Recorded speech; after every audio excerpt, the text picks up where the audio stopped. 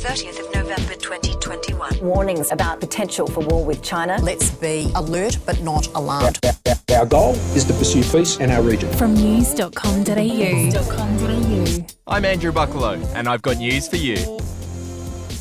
To say that Australia and China aren't getting on at the moment would be a bit of an understatement. Tensions between the two countries have escalated so much in the last couple of years that some experts have even started talking about the possibility of war. But how likely is that really? Well, that's what we're going to find out in today's episode. We'll get to the bottom of why Australia fell out with China. An expert will reveal what could spark a war between the two countries. We'll take a look at how Australia's military stacks up against the Chinese. And we'll chat to journalist Peter Stefanovic about what it's like to report from a war zone while skirting around landmines and dodging bullets. You know, it's close when you hear the bullets fly past your ears because it makes the sound of a mosquito and it kind of burns as it goes past your ear. So that's how I knew it was close. Peter Stefanovic is the host of First Edition on Sky News, and he's recently done a documentary called China Rising, which is an in-depth look at Australia's relationship with China.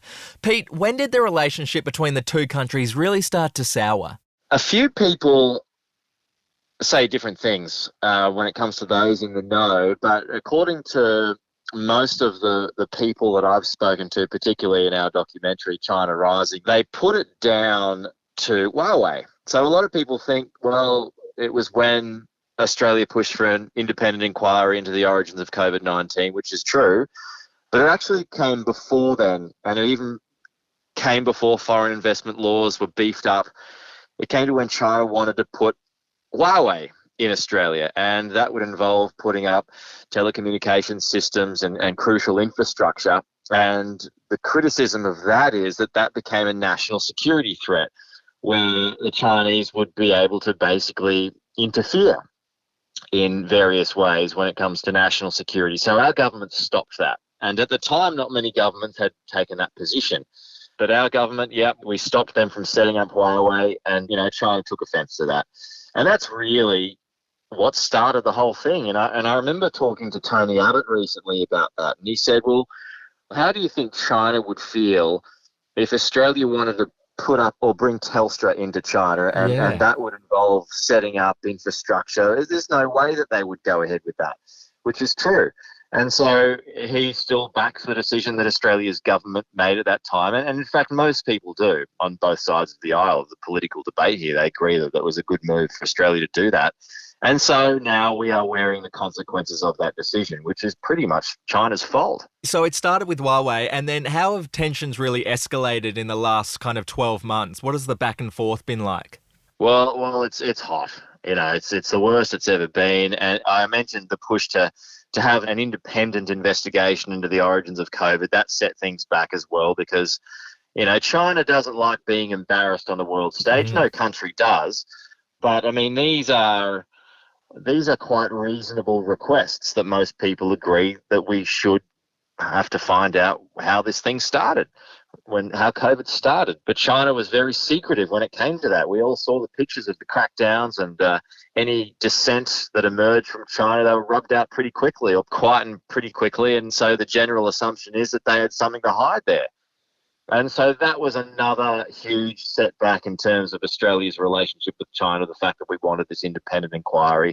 And since then, there's been trade restrictions.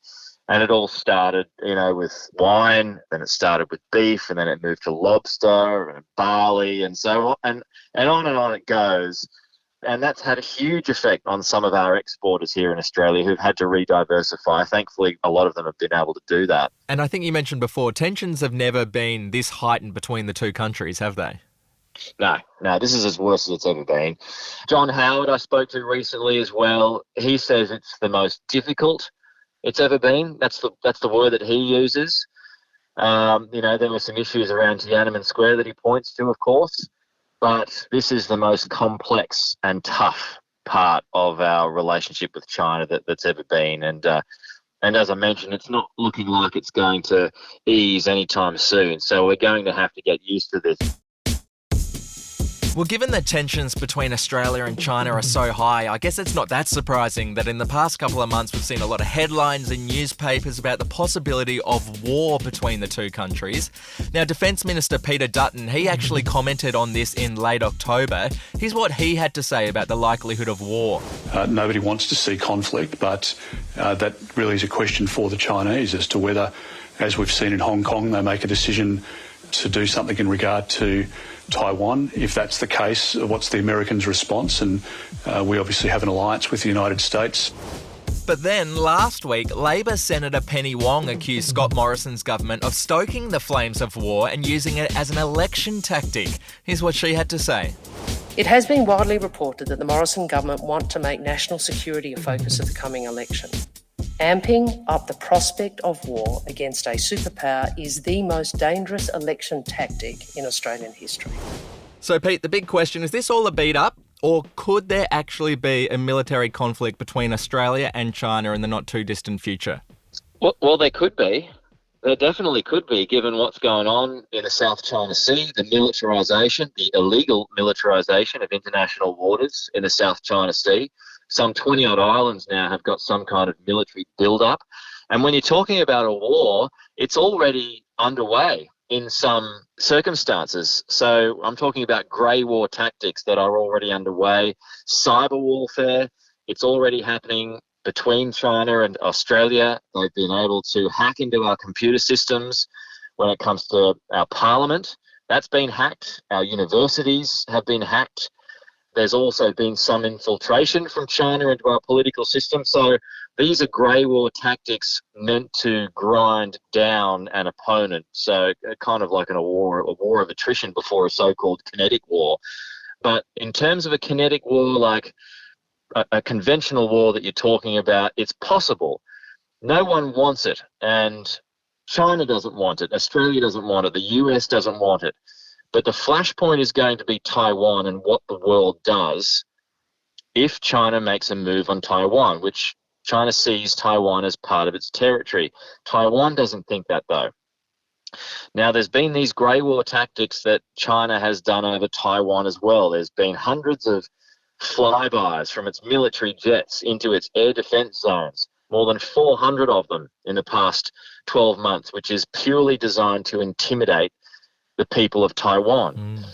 The US, and in particular President Joe Biden, has already said that he would come to Taiwan's defence. This was later walked back by the White House, but the fact that Biden has mentioned that twice now this year gives you an idea of where his head is at.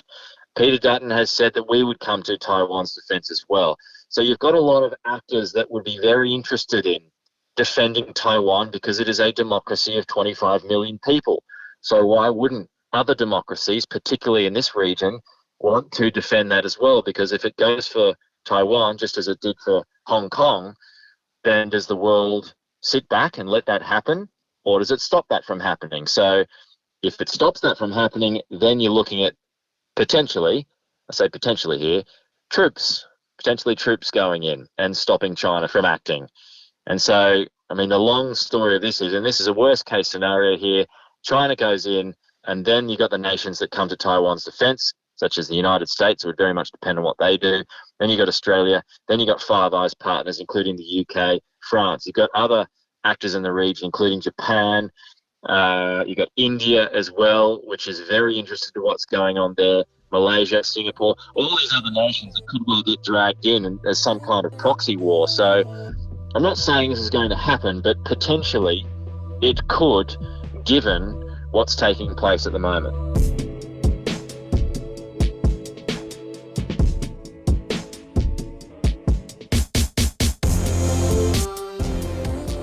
Dr. Alexei Muraviev is Associate Professor of National Security and Strategic Studies at Curtin University. Thanks for coming on the podcast. Thanks for having me. Alexei, can we start by talking about China's military? Just how big and strong are they? Well, certainly, in summary, the Chinese military are really big. They have undergone and they continue to undergo a process of extensive reorganization, transforming themselves into a modern and pretty potent military force. They obviously have a standing army of around 2 million or so, under arms. So that obviously makes them probably the largest military in the world. They are in the process of rapidly acquiring ocean-going naval capabilities. And in fact, the numerical strength of People's Liberation Army Navy has now exceeded the numerical strength of the United States Navy, thus making it technically the largest naval force in the world by ship account, even though in terms of combat potential, it's still falling short of the fighting potential of the United States and Russian navies. China is a nuclear power, and it's rapidly developing its nuclear arsenal, even though it's still falling short of respective arsenals of nuclear superpowers, the United States and Russia. China has a space-based capability, and certainly China displays very formidable cyber offensive capabilities. So it's prepared to operate across all battle domains. The principal weakness and vulnerability of China's modern military power, it lacks combat experience. The last time China fought was back in 1979 against communist Vietnam, and that's just when China lost the war and lost it pretty miserably. So whilst we may be seeing a lot of shiny armor presented at parades, we may be seeing thousands of Chinese troops marching like one person, incredible synchronized manner, but we yet to understand and fully appreciate the extent of China's ability to use its military power in real combat environments. So I think China recognizes that as well, and I think this is something we also have to be mindful when we're making final judgments about what China can or cannot do when it comes to using its national military power. Can we just compare what China has as opposed to Australia? What does our military look like? What are our capabilities? Look, I mean, the first point we need to make, we're talking about countries with different strategic weights. China is a major military power. It's a nuclear power. It's displaying increasing globalized power projection capability, especially across the maritime domain. We have a very small military force. If China has under arms about 2 million personnel, we have close to about 60 or 70,000 without counting the reserves and what we can mobilize within short period of time. If our Navy has a combined force of, say, 20 to 30 combatants and support ships of different classes, you know, when it comes to discussing the Chinese Navy or the strength of the Chinese Navy, even numerical strength, you effectively talking 3 digits there. Oh, right. So it's just a disproportionate difference between the two militaries. The advantage that Australia has over China, if we can talk about advantages, first of all, technological edge. So whilst our military is very compact, if not small, it deploys cutting-edge military technology. And the superiority, the technological superiority has always been the key driver behind Australia's strategic thinking and planning. So we may not be able to overwhelm our adversaries numerically, but we can overwhelm them technologically, and by that achieving success in principal battle domains. The Chinese may be bigger, the Chinese may have more guns, bigger guns, more ships, more aircraft, but they lack what our military has, and has a lot, which is combat experience. However, when it comes to hypothetical face-to-face confrontation, whilst technology can give you the edge, the numbers on the battlefield still do help. So having said that, if China, in the very unlikely event, were to invade Australia, you're saying that we probably wouldn't stand a chance? I mean, our military is not designed to repel a full-scale invasion of Australia. We can possibly defend strategically important sectors of Australian mainland, but we cannot simply expect a relatively small force that is not supported by national service or conscription. So Australia cannot obviously think and confront a major military power like China on its own. Even from the simple perspective that if we would hypothetically engage China, we would be in a war scenario with a nuclear armed state. And to balance that factor alone, we need to have the so-called nuclear umbrella, and that's where the United States come into the game our principal security guarantor, and a country that provides an extended nuclear deterrence, meaning that in case of a hypothetical nuclear threat to Australia, in theory, the United States will intervene and neutralize the threat by effectively threatening the adversary with a retaliatory strike or perhaps even preemptive strike by means of its strategic nuclear deterrent. Peter Stefanovic is now the host of First Edition on Sky News, but before that, he was a foreign correspondent for Channel 9 for almost 10 years. Now, during that time, he reported from a number of war zones, including in the Middle East and in parts of Europe. Pete, what are some of the most challenging aspects of reporting from a war zone? Well, I mean, there are the obvious challenges when you're threatened, and we had that on more than one occasion. I remember being pulled out of a taxi with a machete. Jeez. That was in Cairo during its uprising, during the early stages of the uprising. This is when journalists were being targeted, and that was fairly common. There were some journalists who were being blindfolded and taken into sheds and intimidated and threatened with death. Unfortunately, that didn't happen as bad to me, but that was still a fairly tense situation to be in. And the same thing happened in Ukraine, actually, where we were forced out of a van at gunpoint, actually, and basically threatened with, being asked what we were reporting and what we were doing there.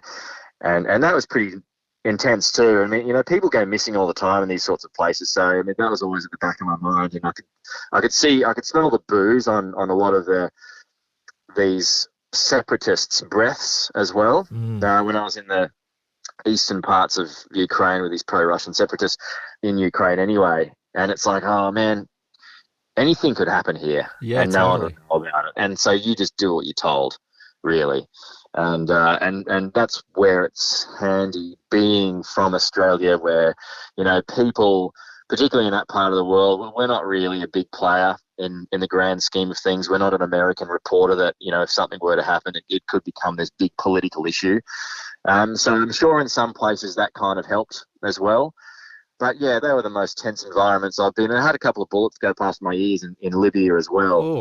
And it's close when you hear the bullets fly past your ears, because it makes the sound of a mosquito and it kind of burns as it goes past your ears. That's how I knew it was close. But I might sound like some kind of adrenaline junkie, but it's the most intense but strangely addictive place to be, because you're just seeing, again, the biggest story in the world at that particular time, and you want to be a part of it. Do you have security when you go to war zones? Usually we did, yeah. Back then we did.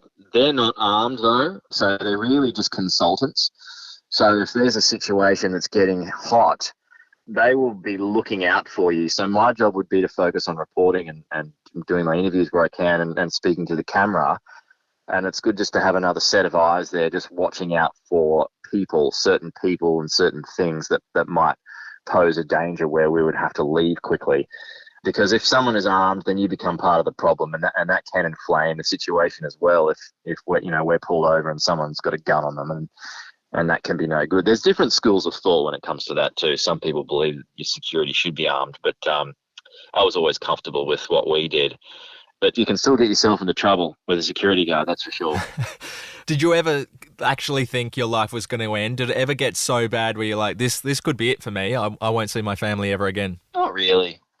No, I mean, if that crosses your mind, then it stops you from doing the work that you're there to do. And so maybe I was just a bit too more relaxed about it back then. I've got kids now, so I'd probably feel a lot more different about it. But no, I never worried too much about that, because I didn't do anything stupid, and I was very aware of the line. I was very aware of the line and how I never wanted to cross it.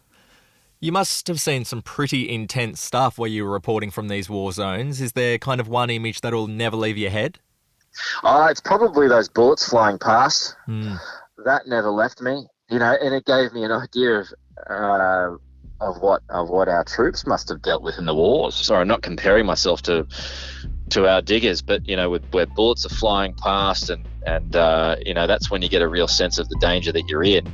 That sight and that sound and that feeling never left me. I mean, I saw a great deal of explosions and buildings coming down and all that kind of stuff, but yeah, it was that very close call with a few bullets that I'll never forget. Now, if you'd like to hear more about Australia's relationship with China, you can check out Sky News Australia's 2-part documentary called China Rising, which is available to watch on Foxtel On Demand. That's all for today's episode of I've Got News for You. I'll chat to you again tomorrow.